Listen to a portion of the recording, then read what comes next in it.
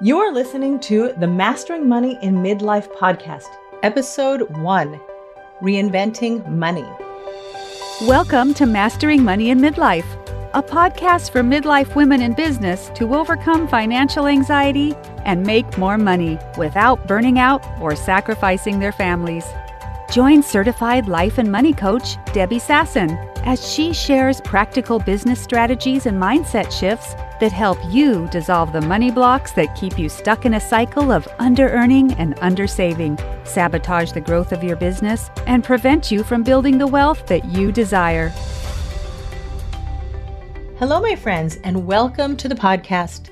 I'm your host, Debbie Sasson, and I'm so happy that you're joining me here today. This podcast has been a long time in the making. In fact, this is the third time I'm recording this podcast, and I'm super excited to get it off the ground. It's Wednesday evening in my home office. My home office was once the bedroom shared by my 3 oldest children, all girls, and in addition to my girls, I'm also the mom of 5 boys and many grandchildren. My goal for this episode is to tell you what the Mastering Money in Midlife podcast is and isn't, and a little bit about how I got here, and also an inspirational story of a midlife woman who had a major business failure in her 40s, created a new company in her 50s, and 10 years later, her company is valued at over $2 billion. I hope it will be an inspiration for you and a taste of what's to come. But before we get into that, I want to share with you something about money that you can use right now. And that is asking yourself, what could happen if I could?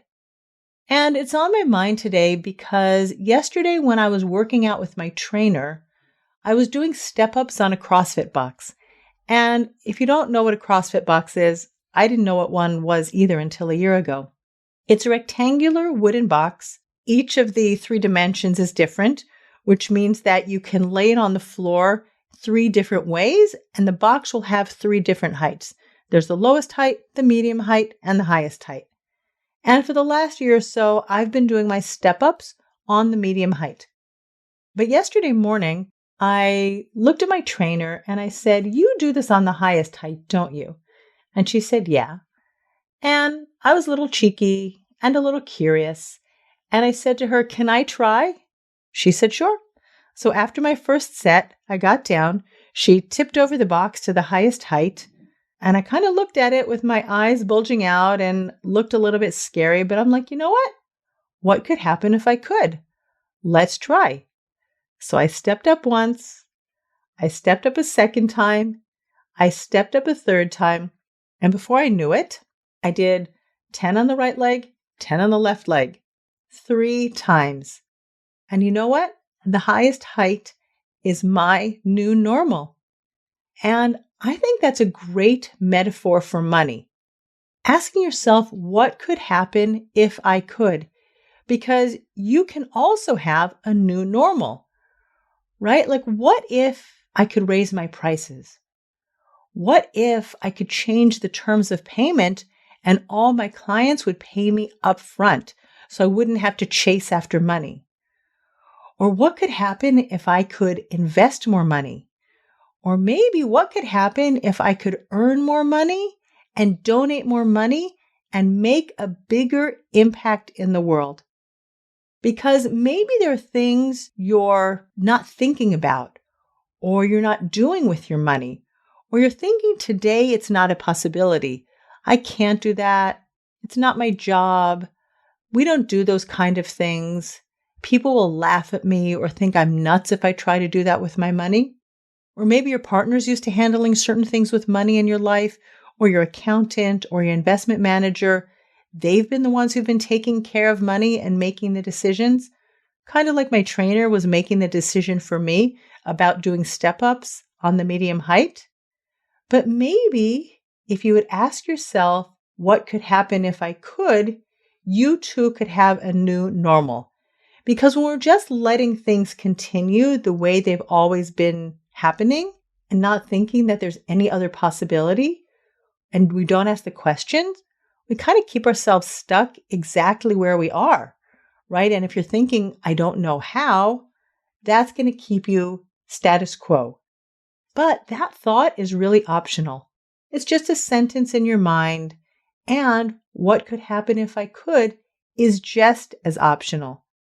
So if there's something to do with your money that makes you scared a little bit, anxious, makes your eyes bulge out, or you feel some clenching in your stomach, ask yourself, what could happen if I could? And that's how I got to recording this podcast, which I'm recording for the third time. Because nearly a year ago, I asked myself what could happen if I could do a podcast. And I have to say, I was a little bit scared and I put it off for many, many months. But here I am today doing the thing that I put in my mind and thought, what could happen if I could? And I want you to come here and feel possibility, feel inspired, feel uplifted, maybe even challenged or fascinated by how you can think about money and do money in new ways. And also to believe that everything you've done with money until now is perfect, divinely guided. It's exactly the way it should be.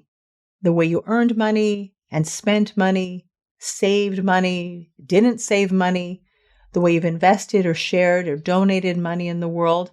And there's more growth and discovery and potential and mastery for you and for your money. So let's dig into that word mastery. Mastery is the result of a process. We all start out as beginners, right? None of us come into this world knowing anything about money, but we learn about it over time and we achieve a little bit of knowledge, understanding, competence with money.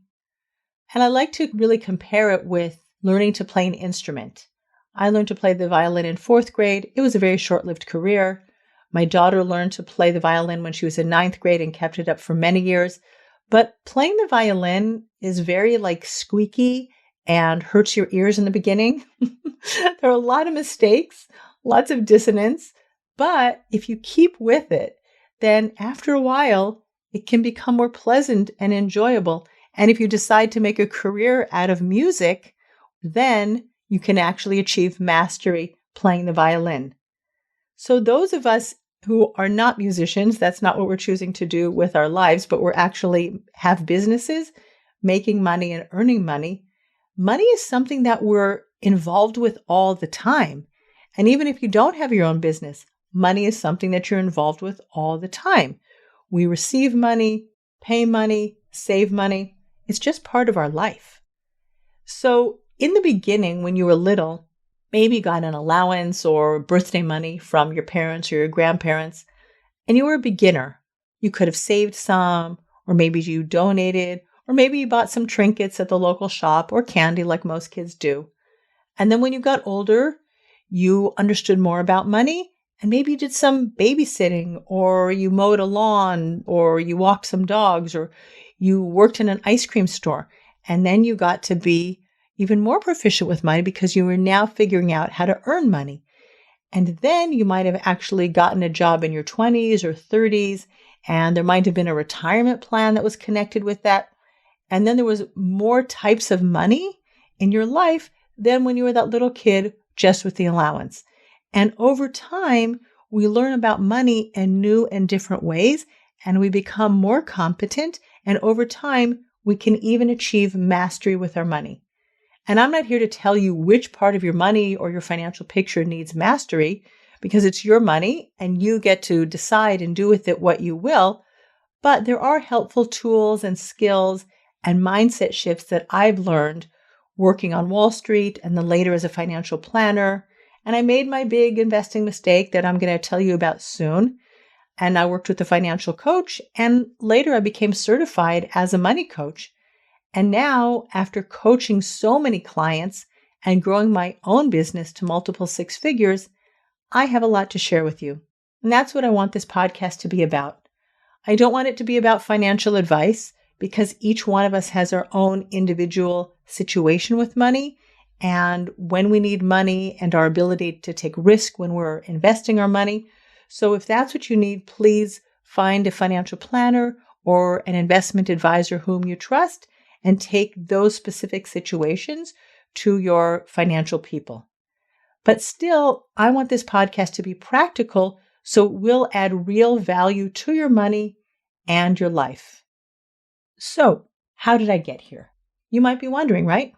I kind of discovered the world of money when I was 20. Because growing up in Los Angeles, the land of sun and fun, and the occasional movie star, I didn't really know too much about money and Wall Street. But my boyfriend in college told me that I should be an investment banker. And I didn't really know what an investment banker was. But I'm a good listener, so when all of the investment banks came recruiting on our college campus, I applied and landed myself a job on the trading floor at Goldman Sachs on Wall Street. So I like to say that I grew up on Wall Street because that's where I really moved from being a beginner or novice around money to that next level of competency. And I worked on the fixed income trading floor for 3 years. And fixed income is fancy financial jargon for debt. And in a future episode, I'll share my thoughts about debt with you. And then when I moved to Israel over 30 years ago, I worked for the central bank, the Bank of Israel, co-managing the country's portfolio of foreign currency reserves. And then my second growth spurt around money happened 19 years ago. My husband was diagnosed with cancer. Thank God he's fine today, 100% remission. It's not even something that we think about. But at that time, it was very, very stressful for our family. I was the mom of 6 kids. My youngest was nursing. I would go to work every day and also visit my husband in the hospital when he was there having his treatments. And then after a few months, he completed his treatments. Everything was good. And 2-3 months later, my mother-in-law, my husband's mother, passed away unexpectedly, within a week. And those were 2 big moments of awakening for us.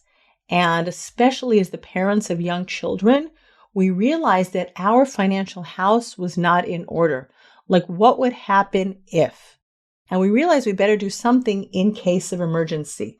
And there were things that we did that were good. Like, we had savings accounts for all of our children because that was something that we knew we were supposed to do. We were being responsible about that.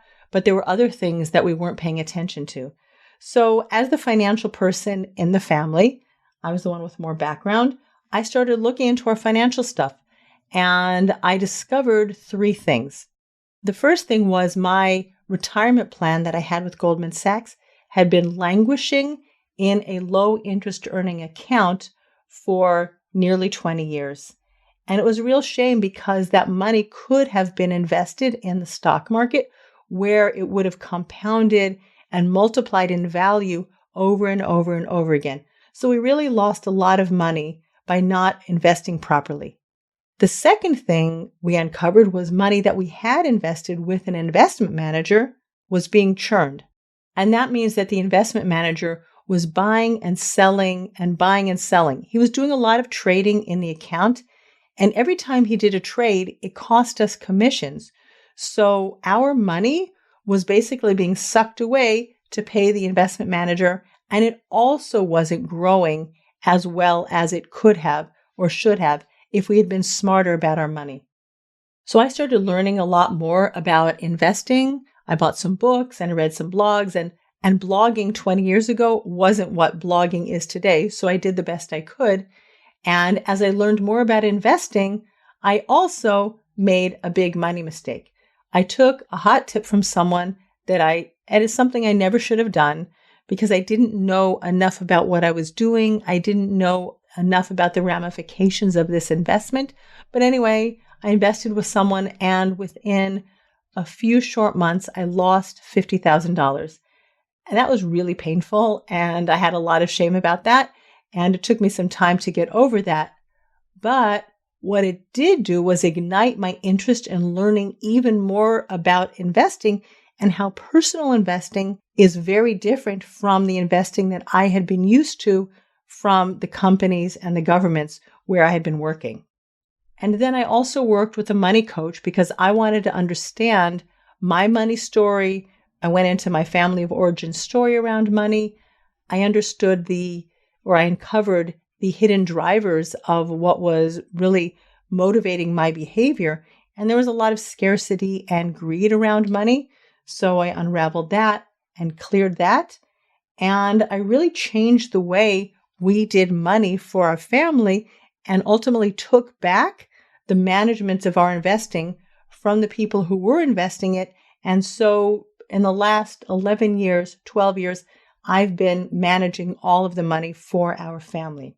And this was such a helpful and eye-opening experience for me that after the birth of our 8th child, when I was pretty burnt out from my job already, I decided to pivot into personal financial planning because I knew that if I'd made some big mistakes with my money, and that was even with my financial background, and I didn't have the blocks to the financial jargon and lingo that a lot of people do, and I didn't have a problem taking risk because I took a lot of risk and lost a lot of money. But if I could make that mistake as someone who had a financial background, then certainly people who didn't have the kind of financial backgrounds could be making mistakes. And I knew that I could be helpful that way. And as a financial planner, I started meeting with different kinds of people and hearing more stories and seeing new money blocks. And it didn't matter if someone had $100,000 or $500,000 in savings and investments, or they received millions of dollars in an inheritance, or they had tens and twenties of thousands of dollars in debt. Everybody has money blocks. So I decided that it would be really helpful for me in my career to get a certification as a money coach. And then fast forward to today, and a lot of hard work later, and I've built a successful coaching practice, helping people make more money in their businesses and keep more money and share more money and build wealth for themselves and their family for the long term. And my business now feels like the natural evolution of the life of an entrepreneur because I started as a little girl with a successful lemonade stand. And after many years and many iterations, I'm now a successful entrepreneur with a business helping people create and share more wealth. And it's meaningful, important work. So that story I promised to tell you at the beginning of this episode is about a woman by the name Julie Wainwright. She's the CEO of The RealReal. It's the largest online consignment store for luxury resale. And I first heard about The RealReal from my sister several years ago, and I've done some window shopping on The RealReal's website. But recently, I saw an article in Forbes online about Julie Wainwright. Here's her story. In 1999, Julie Wainwright became the CEO of Pets.com. But by late 2000, Pets.com went bankrupt. And that was a huge public failure for Julie Wainwright. And in the same week, her husband filed for divorce. So she had these two major life crises happening at the same time.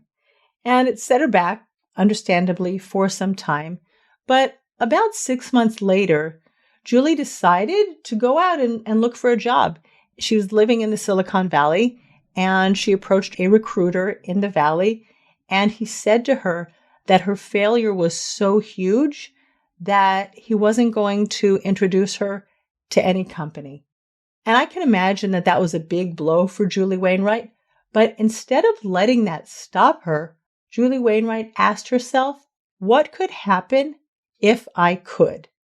And she decided that she was going to create her own dream job. And she was going to start her own dream company. Because even though people around her didn't believe in her, she believed in herself. And she decided to combine her passion for business and beauty and fashion together with her awareness of landfill and how much fashion is ending up in landfill. And she opened up The RealReal, an online consignment store for luxury goods. And in the article on Forbes, Julie Wainwright shares with us 5 tips. The first one is to think about your business as a long-term investment, right? You're here to play the long game. So number 2 was to take risks and never stop taking risks. And after 20 years after her big failure, Julie Wainwright took her company, The RealReal, public on the NASDAQ stock exchange. And she's one of only 25 women who have ever taken their companies public. And today her company is valued at over $2 billion. And the third piece of advice she gives us is that you will have setbacks, right? Businesses don't grow in a straight line. There are going to be ups and there are going to be downs, but never give up. And the last piece of advice she gives us is to take care of your body and your spirit, because those are the things you're going to need most to support you in your journey as a businesswoman. So in the spirit of Julie Wainwright, who reinvented herself and reinvented money at the age of 53, I encourage you to do the same. Learn more about money. Take risks. Stretch yourself beyond what you think you're capable of doing today. Ask yourself, what could happen if I could? And play the long game. All right, my friends, that's what I have for you today. Thank you so much for joining me for this first episode of Mastering Money in Midlife. And to celebrate the launch of my show, I'm going to be giving away 5 popular business and money books, including my book, The 1K Investor, Simple, Smart Steps to Start Investing with $1,000 or Less. I'll be awarding 5 lucky listeners who follow, rate, and review the show. It doesn't have to be a 5-star review, although I sure hope you love the show. I want your honest feedback so I can create an awesome show that provides tons of value. Visit masteringmoneyinmidlife.com/podcast launch to learn more about the contest and how to enter. I'll be announcing the winners on the show in an upcoming episode. Thank you and bye for now. Thanks for listening to Mastering Money in Midlife. If you want more information on Debbie Sasson or the resources from the podcast, visit masteringmoneyinmidlife.com.